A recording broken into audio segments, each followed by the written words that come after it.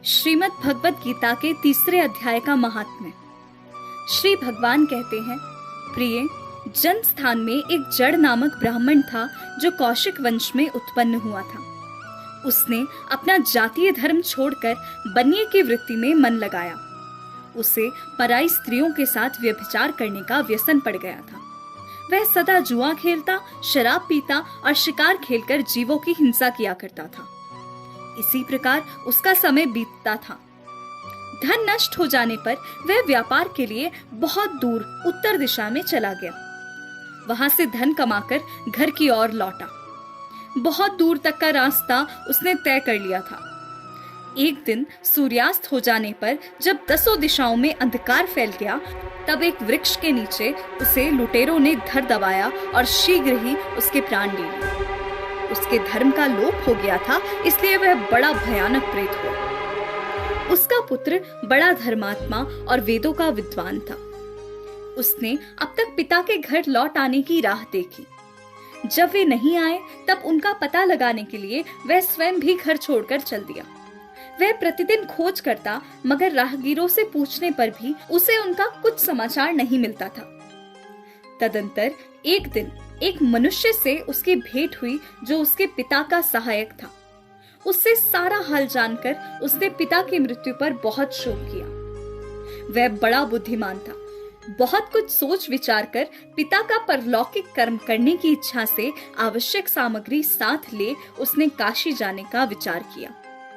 मार्ग में 7-8 मुकाम डालकर वह 9वें दिन उसी वृक्ष के नीचे पहुंचा जहां इसके पिता मारे गए थे। उस स्थान पर उसने संध्योपासना की और गीता के तीसरे अध्याय का पाठ किया। इसी समय आकाश में बड़ी भयानक आवाज हुई। उसने अपने पिता को भयंकर आकार में देखा। फिर तुरंत ही अपने सामने आकाश में उसे एक सुंदर विमान दिखाई दिया जो महान तेज से व्याप्त था। उसमें अनेकों क्षुद्र घंटिकाएं लगी थी। उसके तेज से समस्त दिशाएं आलोकित हो रही थी। वह दृश्य देखकर उसके चित्त की व्याग्रता दूर हो गई। उसने विमान पर अपने पिता को दिव्य रूप धारण किए विराजमान देखा। उनके शरीर पर पीतांबर शोभा पा रहा था और मुनिजन उनकी स्तुति कर रहे थे। उन्हें देखते ही पुत्र ने प्रणाम किया। तब पिता ने उसे आशीर्वाद दिए। तत्पश्चात उसने पिता से यह सारा वृतांत पूछा। उसके उत्तर में पिता ने सब बातें बताकर इस प्रकार कहना आरंभ किया, बेटा, दैववश मेरे निकट गीता के तृतीय अध्याय का पाठ करके तुमने इस शरीर के द्वारा किए हुए दुस्त्यज कर्म बंधन से मुझे छुड़ा दिया। अतः अब घर लौट जाओ, क्योंकि जिसके लिए तुम काशी जा रहे थे वह प्रयोजन इस समय तृतीय अध्याय के पाठ से ही सिद्ध हो गया है। पिता के यो कहने पर पुत्र ने पूछा, तात, मेरे हित का उपदेश दीजिए तथा कोई और कार्य जो मेरे लिए करने योग्य हो बतलाइए। तब पिता ने उससे कहा, अनघ, तुम्हें यही कार्य फिर करना है। मैंने जो कर्म किया है वही मेरे भाई ने भी किया है। इससे वह घोर नरक में पड़े हैं। उनका भी तुम्हें उद्धार करना चाहिए तथा मेरे कुल के और भी जितने लोग नरक में पड़े हैं उन सब का भी तुम्हारे द्वारा उद्धार हो जाना चाहिए। यही मेरा मनोरथ है बेटा। जिस साधन के द्वारा तुमने मुझे संकट से छुड़ाया है उसी का अनुष्ठान औरों के लिए भी करना उचित है। उसका अनुष्ठान करके उससे होने वाला पुण्य उन नारकी जीवों को संकल्प करके दे दो। इससे वे समस्त पूर्वज मेरी ही तरह यातना से मुक्त हो स्वल्प काल में ही श्री विष्णु के परम पद को प्राप्त हो जाएंगे। पिता का यह संदेश सुनकर पुत्र ने कहा, तात, यदि ऐसी बात है और आपकी भी ऐसी ही रुचि है तो मैं समस्त नारकी जीवों का नरक से उद्धार करूंगा। यह सुनकर पिता बोले, बेटा, एवमस्तु, तुम्हारा कल्याण हो। मेरा अत्यंत प्रिय कार्य संपन्न हो गया। इस प्रकार पुत्र को आश्वासन देकर उसके पिता भगवान विष्णु के परम धाम को चले गए।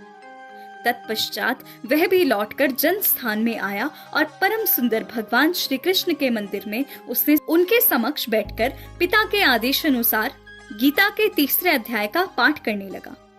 उसने नारकी जीवों का उद्धार करने की इच्छा से गीता पाठ जनित सारा पुण्य संकल्प करके दे दिया।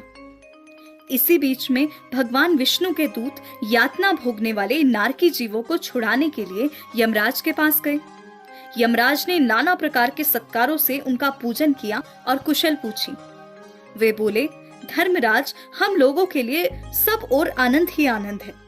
इस प्रकार सत्कार करके पितृलोक के सम्राट परम बुद्धिमान यम ने विष्णु दूतों से यमलोक आने का कारण पूछा। तब विष्णु दूतों ने कहा, यमराज, शेष शैया पर शयन करने वाले भगवान विष्णु ने हम लोगों को आपके पास कुछ संदेश देने के लिए भेजा है। भगवान हम लोगों के मुख से आपके कुशल पूछते हैं और यह आज्ञा देते हैं कि आप नरक में पड़े हुए समस्त प्राणियों को छोड़ दें। अमित तेजस्वी भगवान विष्णु का यह आदेश सुनकर यम ने मस्तक झुकाकर उसे स्वीकार किया और मन ही मन कुछ सोचा। तत्पश्चात मदोन्मत्त नारकी जीवों को नरक से मुक्त देखकर उनके साथ ही वे भगवान विष्णु के वास स्थान को चले गए। यमराज श्रेष्ठ विमान के द्वारा जहां क्षीर सागर है वहां जा पहुंचे। उसके भीतर कोटि कोटि सूर्यों के समान कांतिमान, नील कमल दल के समान श्याम सुंदर लोकनाथ जगत गुरु श्री हरि का उन्होंने दर्शन किया। भगवान का तेज उनकी शैया बने हुए शेषनाग के फणों की मणियों के प्रकाश से दुगना हो गया था। वे आनंद युक्त दिखाई दे रहे थे। उनका हृदय प्रसन्नता से परिपूर्ण था।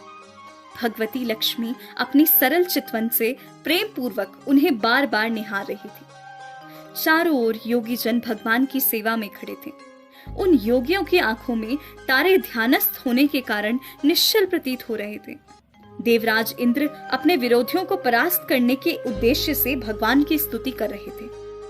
ब्रह्मा जी के मुख से निकले हुए वेदांत वाक्य मूर्तिमान होकर भगवान के गुणों का गान कर रहे थे। भगवान पूर्णतः संतुष्ट होने के साथ ही समस्त योनियों की ओर से उदासीन प्रतीत होते थे। जीवों में से जिन्होंने योग साधन के द्वारा अधिक पुण्य संचय किया था, उन सबको एक ही साथ वे कृपा दृष्टि से निहार रहे थे। भगवान अपने स्वरूप भूत अखिल चराचर जगत को आनंद पूर्ण दृष्टि से आमोदित कर रहे थे। शेषनाग की प्रभा से उद्भासित एवं सर्वत्र व्याप्त दिव्य विग्रह धारण किए नील कमल के सदृश श्याम रंग वाले श्रीहरि ऐसे जान पड़ते थे मानो चांदनी से घिरा हुआ आकाश सुशोभित हो रहा हो। इस प्रकार भगवान की झांकी करके यमराज अपनी विशाल बुद्धि के द्वारा उनकी स्तुति करने लगे। यमराज बोले, संपूर्ण जगत का निर्माण करने वाले परमेश्वर, आपका अंतःकरण अत्यंत निर्मल है। आपके मुख से ही वेदों का प्रादुर्भाव हुआ है। आप ही विश्व स्वरूप और इसके विधायक ब्रह्म हैं। आपको नमस्कार है। अपने बल और वेग के कारण जो अत्यंत दुर्धर्ष प्रतीत होते हैं, ऐसे दानवेंद्रों का अभिमान चूर्ण करने वाले भगवान विष्णु को नमस्कार है। पालन के समय सत्व में शरीर धारण करने वाले विश्व के आधारभूत सर्वव्यापी श्री हरि को नमस्कार है। समस्त देहधारियों की पातक राशि को दूर करने वाले परमात्मा को प्रणाम है। जिनके ललाटवर्ती नेत्र के तनिक सा खुलने पर भी आग की लपटें निकलने लगती हैं, उन रुद्र रूपधारी आप परमेश्वर को प्रणाम है। आप संपूर्ण विश्व के गुरु, आत्मा और महेश्वर हैं। अतः समस्त वैष्णव जन को संकट से मुक्त करके उन पर अनुग्रह करते हैं। आप माया से विस्तार को प्राप्त हुए अखिल विश्व में व्याप्त होकर भी कभी माया अथवा उससे उत्पन्न होने वाले गुणों से मोहित नहीं होते। माया और माया जनित गुणों के बीच में स्थित होने पर भी आप पर उनमें से किसी का प्रभाव नहीं पड़ता। आपकी महिमा का अंत नहीं है, क्योंकि आप असीम हैं। फिर आप वाणी के विषय कैसे हो सकते हैं? अतः मेरा मौन रहना ही उचित है। इस प्रकार स्तुति करके यमराज ने हाथ जोड़कर कहा, जगत गुरु, आपके आदेश से इन जीवों को गुण रहित होने पर भी मैंने छोड़ दिया है। अब मेरे योग्य और जो कार्य हो उसे बताइए। उनके यों कहने पर भगवान मधुसूदन मेघ के समान गंभीर वाणी द्वारा मानो अमृत रस से सींचते हुए बोले, धर्मराज, तुम सबके प्रति समान भाव रखते हुए लोगों का पाप से उद्धार कर रहे हो। तुम पर देहधारियों का भार रखकर मैं निश्चिंत हूँ। अतः तुम अपना काम करो और अपने लोक को लौट जाओ। यूं कहकर भगवान अंतर्ध्यान हो गए। यमराज भी अपनी पुरी को लौट आए। तब वह ब्राह्मण अपनी जाति के और समस्त नारकी जीवों का नरक से उद्धार करके स्वयं भी श्रेष्ठ विमान द्वारा श्री विष्णु धाम को चला गया।